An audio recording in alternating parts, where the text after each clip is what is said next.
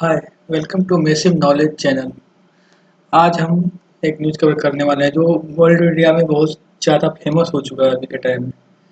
वो है कि France give up permanent UN security council seat. अब क्या है कि यूके मीडिया ने इसको बहुत ज़्यादा ही रिपोर्ट कर दिया है। उसका जो वहाँ पे जो एक टेलीग्राफ करके न्यूज़पेपर है, उसने इसको बहुत ज़्यादा छापा है कि फ्रांस अपना यूएन सिक्योरिटी का जो काउंसिल का जो सीट है वो छोड़ना चाहता है। तो क्या हुआ कि अब इतना ज़्यादा ये न्यूज़ वायरल हो गया कि फिर क्या हुआ कि फ्रांस को आना पड़ा। और फिर आके वो बोला कि नहीं नहीं, ऐसा कुछ नहीं है, हम ऐसा कोई भी सीट नहीं छोड़ना चाहते हैं। और जो भी न्यूज़ फैल रहा है उससे हम डिनाई करते हैं। ऐसा कोई न्यूज़ नहीं है, ये गलत छापा जा रहा है जो भी है, या लाया जा रहा है न्यूज़ सोशल मीडिया में या न्यूज़पेपर में। तो फिर अब जानते हैं इसके बारे में अच्छे से कि फिर यूके ने इसका क्यों क्यों इतना प्रमोट किया है इस न्यूज़ को। ये फ्रांस है और इसके अगल बगल की छोटी छोटी कंट्रियाँ हैं। ये इतने सारे कंट्री में फ्रांस ही एक ऐसा है कि सबसे ज़्यादा ताकतवर है। और बाकी तो इटली है, ये सब छोटी छोटी कंट्री है, आप जानते ही होंगे। तो आते हैं यहाँ पे क्यों ऐसा हुआ। अब देखिए यूके रिपोर्ट जो है, अब यूके रिपोर्ट जो यूके ने जो बोला है रिपोर्ट में, जो वहाँ की मीडिया ने, कि मैक्रोन जो है वो ऑफर कर रहे हैं यूरोपियन यूरोपियन कंट्रीज को, जो 27 से 28 है, कि हम लोग अपना एक यूनियन बना लें, इसको यूरोपियन डिफेंस यूनियन बोलेंगे। इसमें क्या होगा कि सारी कंट्रियों का जो मिलिट्री होगा उनका एक तरह से संग्रह होगा, मतलब। और झंडा उंडा जो फ्लैग होगा वो सबका अलग अलग नहीं होगा, एक ही फ्लैग होगा। जो सारे जो मेंबर हैं उनके लिए एक फ्लैग यूज किया जाएगा, मिलिट्री पावर के मिलिट्री जो आएंगे। तो ये बात है। तो क्या उन्होंने क्या बोला है कि अब उन्होंने क्यों बोला कि ये बनाना चाहिए। अब क्या है कि आजकल आज के टाइम में क्या है कि जब से यूएस में प्रेसिडेंट बाइडेन आए ना, वो हर जगह से मतलब ऐसा ऐसा काम कर चुके हैं कि लोगों का कंट्रियों का विश्वास अमेरिका से उठ रहा है। जैसे अब वहाँ यूक्रेन में देख लीजिए, रशिया ने अटैक करके यूक्रेन का हिस्सा अपने मिला लिया, और पहले यूएस यूक्रेन को बोलता था कि हम तुम्हारा सपोर्ट करेंगे, क्योंकि यूएस जो भी हो जाए, लेकिन मतलब जो डेमोक्रेटिक कंट्री है उसको बोलता है कि हम सपोर्ट करेंगे। लेकिन अब आजकल पता नहीं, जब से बाइडेन आए कुछ ऐसा करते हैं नहीं। तो यूक्रेन का जो पार्ट है वो रशिया ने अपने अंदर ले लिया। उसी तरह क्या हुआ कि अभी अफगानिस्तान में देख लीजिए। अफगानिस्तान में पहले जब डोनाल्ड ट्रंप थे तो ठीक है, चल रहा था। और जैसे ही ये आए बाइडन, पता नहीं इनको क्या क्या हुआ, अचानक से वहाँ से भाग गए। और इतनी जल्दी वहाँ से भागे कि वहाँ के लोगों की हालत एकदम खराब हो गई है। और बता नहीं सकते हैं, जो इंडिया में आए वहाँ से वो बताते हैं न्यूज़ पे, आप लोग देखेंगे कि वहाँ क्या हालात है। और कभी कभी तो ऐसा भी हुआ है कि अभी कुछ ही दिन पहले की तालिबान का सपोर्ट करने लग गया यूएस। तो पता नहीं अब बाइडेन की विदेश नीति या फॉरेन पॉलिसी क्या है, कैसा है, पता नहीं। मुझे तो एकदम बेकार लग रहा है। बूढ़े हो गए हैं, कभी मीडिया में आता है कि सोने लगते हैं। अभी अभी इलोन मास्क ने भी बोला था कि इलोन मास्क ने अपना स्पेस एक्स के थ्रू अभी मार्स पे कुछ सिविलियंस को भी भेजा था। तो क्या है कि बहुत सारे मतलब बड़े बड़े कंपनियां और बहुत सारे अदर कंट्री भी उनको इस बात के लिए बधाई दिया, लेकिन यूएस प्रेसिडेंट ने एक बार भी उनको कॉल तक नहीं किया, एक ट्वीट भी नहीं किया।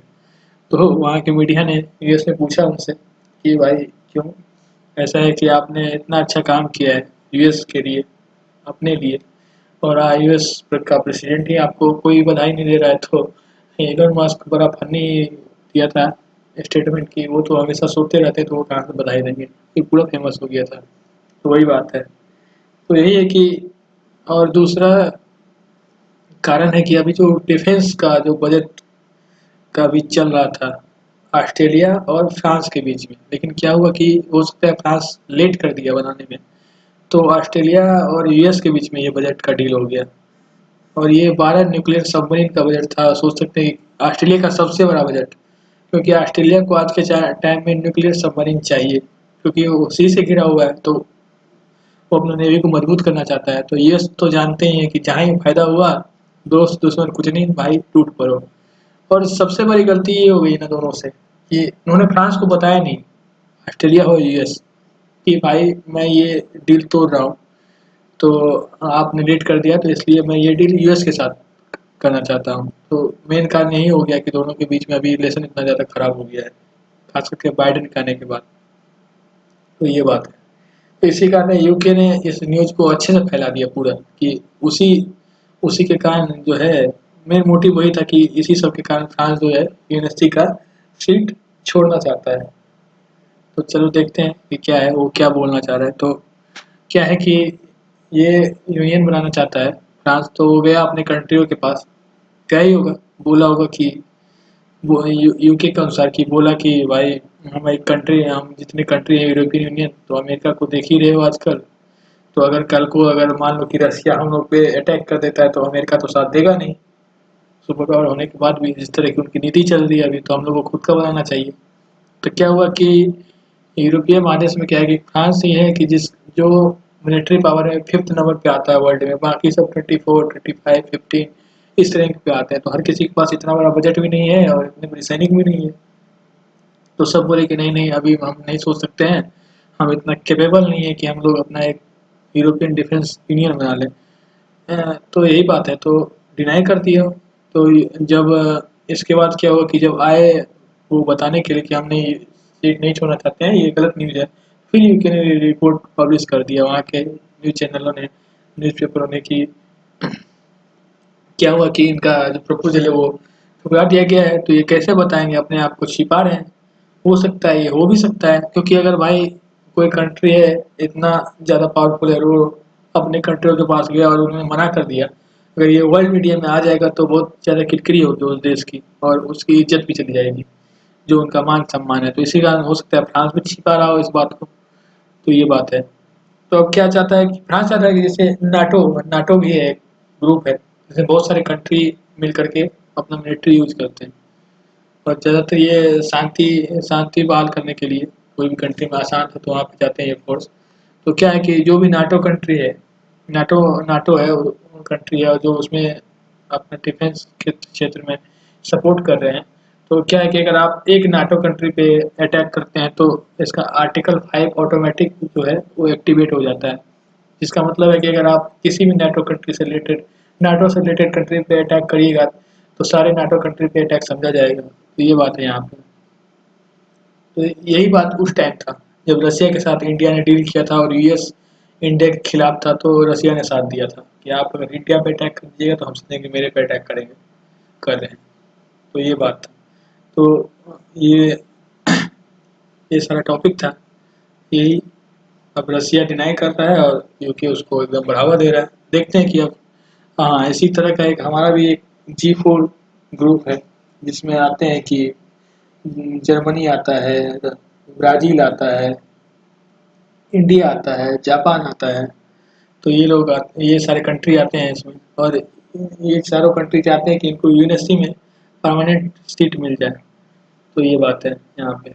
अब जानते हैं कि क्या किया है फ्रांस ने, क्या गिफ्ट दिया है यूएस को।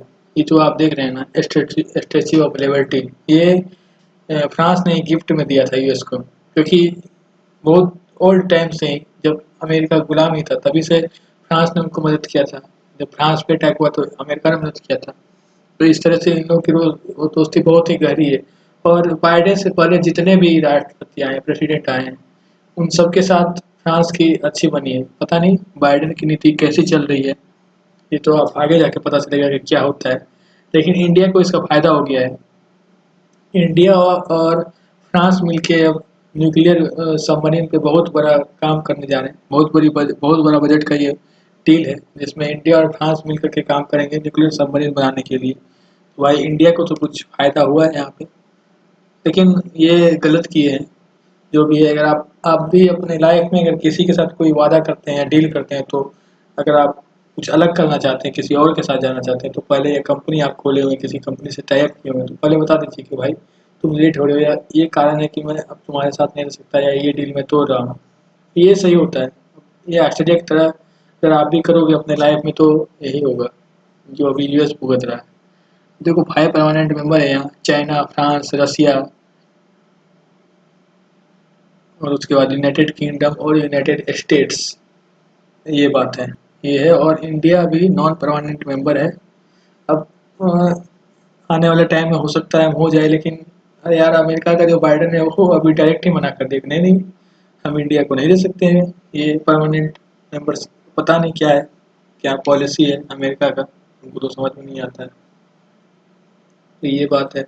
अब आजकल यही चल रहा है न्यूज़ में कि फ्रांस डिनाई कर रहा है कि नहीं ऐसा नहीं बोले, और यूके मीडिया उसको एकदम पूरा आगे तक ले जा रही है। तो यही लेक्चर था आज, वर्ल्ड मीडिया जिसको जिसने कवर किया है। अगर आप लोगों को अच्छा लगता है लेक्चर और टॉपिक अच्छा लगता है तो लाइक और सब्सक्राइब कर दीजिएगा। और अगर कोई सजेशन होता है कि हमको ये करना चाहिए, ये टॉपिक कवर करना चाहिए, इस पे बनाना चाहिए कि जो अच्छा होगा, या इस तरह से एडिटिंग करना चाहिए, तो वो आप लोग नीचे में डाल सकते हैं कमेंट में अपना कि हमको ये इम्प्रूवमेंट करना चाहिए। तो इससे क्या होगा कि मेरा ही फ़ायदा होगा, हमको भी पता चलेगा कि नहीं नहीं ये काम करना चाहिए तो ऐसे अच्छा होगा, और मेरा भी नॉलेज इम्प्रूवमेंट होगा और आपका भी होगा लेक्चर देने के बाद। ठीक है, thank you so much for watching.